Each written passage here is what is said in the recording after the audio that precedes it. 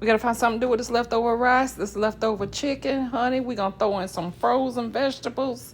Yes, we got some chopped up the chicken and the onions and got our oil heated up in a pan. Let's go, let's go, let's go.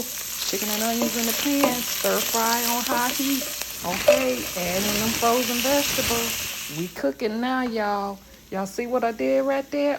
Quick and easy. Add some seasonings of your choice. I like these, adobo and pepper. You can add some garlic as well. Get that stir frying on the high heat.